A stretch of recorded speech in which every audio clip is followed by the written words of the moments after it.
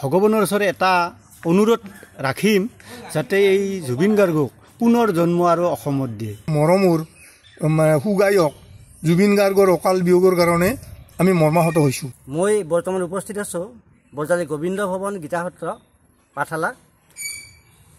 গোটেই অসমবাসী মৰ্মাহত হোৱাৰ দৰে আমাৰ ভক্তপ্ৰাণ ৰাইজেও আমাৰ হিয়াৰ আমঠু জুবিন গাৰ্গৰ অকাল মৃত্যুত মৰ্মাহত হৈ উঠিছে।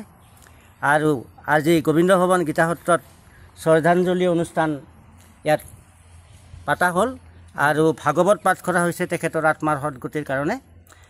গতিকে এই ভক্তপ্ৰাণ ৰাইজৰ মাজত আমাৰ বিভিন্নজনে ইয়াত আছে।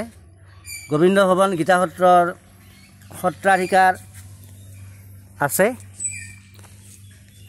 আপোনালোকে ইয়াত ভাগৱত পাঠ কৰিলে ন? হয়, ভাগৱত হ'ল। অলপ আগতে আমি ভাগৱত পাঠ কৰিলোঁ।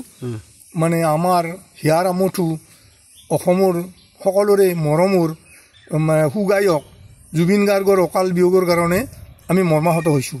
তাৰ কাৰণে তেওঁৰ বিদেহ আত্মাৰ সদগতিৰ কাৰণে শান্তিৰ কাৰণে আমি ভাগৱত পাঠ কৰিলোঁ।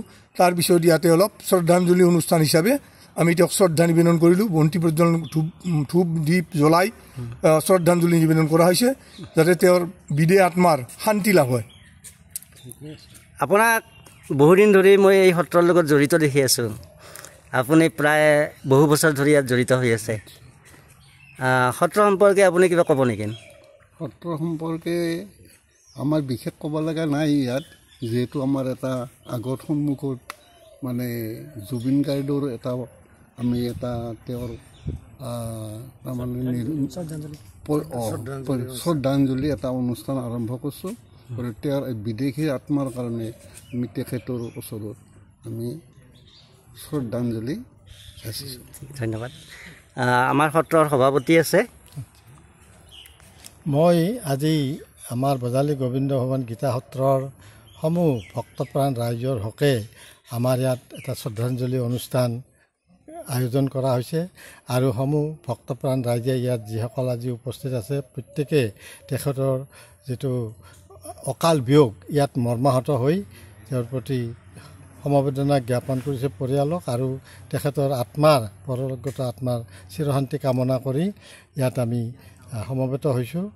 আৰু তেখেতৰ যাতে আত্মাই চিৰশান্তি লাভ কৰে এইখিনি সমূহ ভক্তপ্ৰাণ ৰাইজে ভাগৱত পাঠৰ জৰিয়তে ভগৱানৰ ওচৰত প্ৰাৰ্থনা জনাইছে। এইখিনি।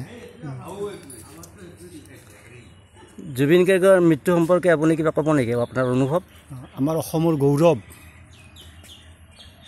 জুবিন গাৰ্গ। তেখেতৰ মৃত্যুত আমি বজালী ভৱন গীতাসত্ৰৰ সমূহ ভক্তই গভীৰ শোক জ্ঞাপন কৰিছোঁ। আৰু ভগৱানৰ ওচৰত এটা অনুৰোধ ৰাখিম যাতে এই জুবিন গাৰ্গক পুনৰ জন্ম আৰু অসমত দিয়ে।